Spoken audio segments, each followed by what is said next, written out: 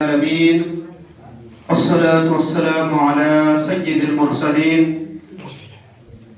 وعلى آله وصحبه أجمعين أما بعد قال الله سبحانه وتعالى سبحان الذي أسرى بعبده ليلا من المسجد الحرام إلى المسجد الأقصى وقال سبحانه وتعالى إن الصلاة تنهى عن الفحشاء والمنكر أيها الحاضرون الكرام وقال النبي صلى الله عليه وسلم خيركم من تعلم القرآن أو كما قال النبي صلى الله عليه وسلم সামনাগাছি school মোড় মসজিদ কর্তৃক আয়োজিত আজকের এই লাইলাতুল মেরাজ আলোচনা এবং অনুষ্ঠানের সম্মানিত সভাপতি, সম্মানিত পরিচালক, অত্র মসজিদের সম্মানিত ইমাম ও খতিব, আজকের এই অনুষ্ঠানের সম্মানিত প্রধান আলোচক, বিশিষ্ট আলেমে দ্বীন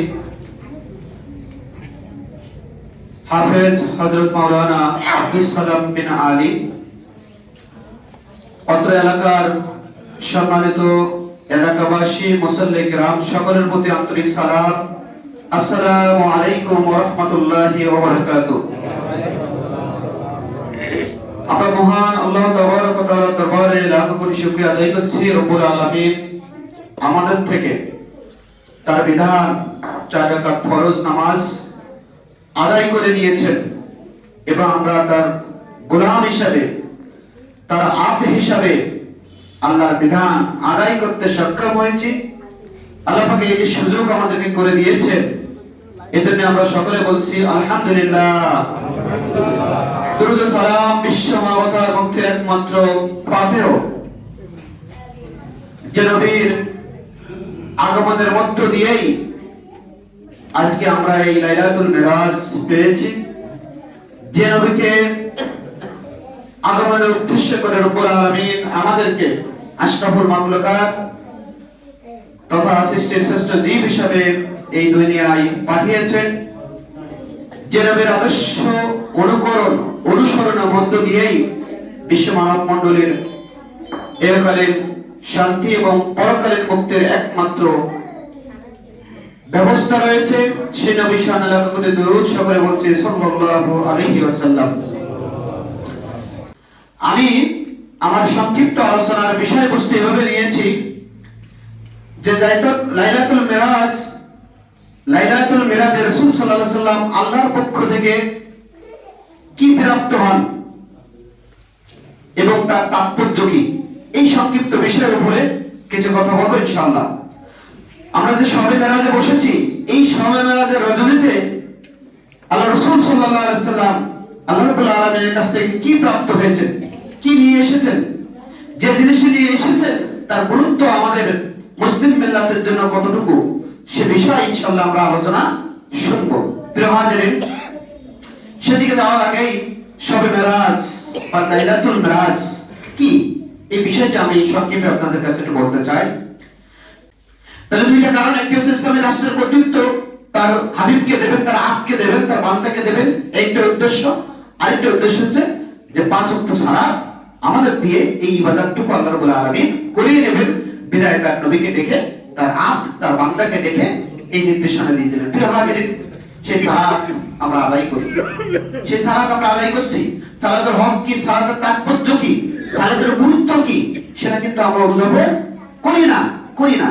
আল্লাহ রাব্বুল আলামিন বলছেন ইন্নাস সালাতা তানহা আনিল ফাহশাই ওয়াল মুনকার, নিশ্চয় সালাত, নামাজ সকল অন্যায়, অশ্লীল, বেয়াপনা, খারাপ কাজ থেকে মানব জাতিকে মুক্ত রাখে। প্রিয় হাজিরিন, এই নামাজ আমরা পড়ছি, নামাজ আদায় করছি, কিন্তু নামাজ থেকে আমরা শিক্ষা গ্রহণ না করার কারণে নামাজ আদায় করা সত্ত্বেও আমার দিয়ে অনেক অন্যায় কাজ হয়ে যাচ্ছে, আমার দিয়ে অনেক বেয়াপনা কাজ হয়ে যাচ্ছে, আমার দিয়ে অনেক গর্হিত কাজ হয়ে যাচ্ছে, অথচ আমি একজন সালাত আদায়কারী মুসলমান, আমি একজন সালাত আদায়কারী মুসলমান, আমাকে দিকে অনেক অন্যায় কাজ হয়ে যাচ্ছে। প্রিয় হাজিরিন, অথচ আল্লাহ রাব্বুল আলামিন তার নবীকে বললেন, নবী শুনে রাখো, শুনে রাখো, ইন্না সলাতা, নিশ্চয় যে নামাজ আমি তোমাকে দান করেছি, যে নামাজ তোমাকে দিয়েছি, এই নামাজ তানহা দূর করে দেবে, মুক্ত করে দেবে, বিরত রাখবে আনিল ফাহশাই ওয়াল মুনকার, সকল প্রকার গৃহীত মন্দ কাজ থেকে মানব সভ্যতাকে মুক্ত রাখবে। প্রিয় হাজিরিন, তাহলে এই সালাত আমরা আদায় করছি, সালাতের শিক্ষা আমাদেরকে গ্রহণ করতে হবে এই লাইলাতুল মিরাজের শিক্ষা থেকে। যেতে এই লাইলাতুল মিরাজে আল্লাহ রাব্বুল আলামিন 5 ওয়াক্ত নামাজ আমাদের উপরে নির্দেশনা হিসেবে পাঠিয়েছেন। সুতরাং এই নামাজ থেকে আমাদের শিক্ষা নিতে হবে। আমি একজন মুসল্লি হিসাবে, আমি একজন সালাত কায়েম মুসল্লি হিসাবে আমার দিয়ে কোনো অন্যায় কাজ হতে পারে না, এবং কোন অন্যায় কাজ দেখলে আমি চুপ করে বসে থাকতে পারি না। এই শিক্ষা, এই তাৎপর্য লাইলাতুল মিরাজ থেকে আমাদেরকে নিতে হবে। হাজিরিন, এই পরে আল্লাহ রাব্বুল আলামিন মদিনা রাষ্ট্রের রাষ্ট্রপ্রধান হিসেবে আল্লাহর রাসূলকে আল্লাহ রাব্বুল আলামিন বাছাই করলেন যে নবী, এরপরে দেই তোমাকে মদিনা রাষ্ট্রের রাষ্ট্রপ্রধান হতে হবে।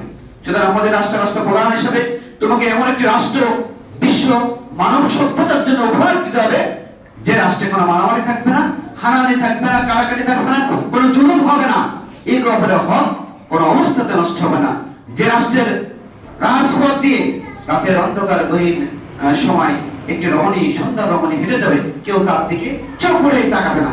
ঠিক এমন একটি রাষ্ট্র উপহার দিতে হবে কাদের দিয়ে? যারা এই যে সালাত আমি দিয়েছি, এই যে 5 ওয়াক্ত নামাজ দিয়েছি, এই নামাজ যারা কায়েম করবে, নামাজ যারা আদায় করবে, এই নামাজি মুসল্লিদের নিয়ে তোমাকে এমন একটি রাষ্ট্র উপহার দিতে হবে যে রাষ্ট্রে কোন রকম অন্যায়, অশ্লীল, বেহাপনা, আল্লাহ দ্রোহী কোন কাজ যে রাষ্ট্রে হবে না। প্রিয় হাজিরিন, রাসূল নাই, রাসূল নাই, রাসূল যে আদর্শ আমাদের কাছে রেখে গেছেন, আল্লাহ রাব্বুল আলামিন যে আয়াত দিয়ে, যে কোরআন দিয়ে রাসূলকে শিক্ষা দিলেন, যে কোরআন দিয়ে রাসূল সমাজ ব্যবস্থা প্রতিষ্ঠা করলেন, রাষ্ট্র ব্যবস্থা প্রতিষ্ঠিত করলেন, সেই কোরআন তো আছে। সুতরাং এই লাইলাতুল মিরাজ থেকে আমাদের শিক্ষা নিতে হবে। কোরআন যেহেতু আছে, সুতরাং কোরআন দিয়ে আমার পরিবার, আমার সমাজ, আমার রাষ্ট্র, আমার এই বাংলাদেশের ভূখণ্ড পরিচালিত না হওয়া পর্যন্ত আমি একজন সঠিক নামাজি হিসাবে নামাজের হক আমার দিয়ে আদায় হচ্ছে না। এটা আমাদেরকে ধরে নিতে হবে যে কোরআন দিয়ে যতক্ষণ না পর্যন্ত আমরা আমার পরিবার, আমার সমাজ, আমার মহল্লা, আমার এই দেশ পরিচালনা না করতে পারছি, ততক্ষণ পর্যন্ত লাইলাতুল মিরাজের অর্থাৎ শবে মিরাজের তাৎপর্য, গুরুত্ব আমরা উপলব্ধি করতে পারছি না। প্রিয় হাজিরিন, এই জন্য আমি আপনাদের কাছে আহ্বান রাখতে চাই, লাইলাতুল মিরাজ প্রত্যেক বছর আমাদের কাছে আসছে, কিছুটা পাক করে আমরা শেষ করে দিচ্ছি, কিন্তু লাইলাতুল মিরাজের যে তাৎপর্য, যে গুরুত্ব, যেজন্য আল্লাহ রাব্বুল আলামিন তার হাবিবকে ডেকে নিয়ে যে নির্দেশনা দিয়েছিলেন, এখানে নির্দেশনা কথা এসেছে যে মিন আয়াতিনা, এই আয়াত শব্দের অর্থ হচ্ছে নিদর্শন এবং নির্দেশন উভয়টা দিয়েছিলেন। কিছু নিদর্শন আল্লাহ পাক তার হাবিবকে ডেকেছিলেন, এই নিদর্শনগুলো তুমি দেখে যাও, এই আলোকে তোমাকে এই মদিনা রাষ্ট্রের টোটাল ভূখণ্ডের রাষ্ট্রপ্রধান হিসেবে দায়িত্ব পালন করতে হবে। প্রিয় হাজিরিন, সুতরাং এই সালাত কায়েম করার মধ্য দিয়ে আমি নামাজি হচ্ছি, আমি সালাত কায়েম করা একজন ব্যক্তি হচ্ছি, একজন মুসলমান হচ্ছি। আমার উপরে দ্বিতীয় কাজ এসে দাঁড়াচ্ছে, সকল প্রকার অন্যায় কাজ আমাকে মোকাবেলা করতে হবে। সকল প্রকার অন্যায়ের বাধা দানকারী হিসেবে আমি মুসল্লি হিসেবে আমাকে পরিচয় দিতে হবে।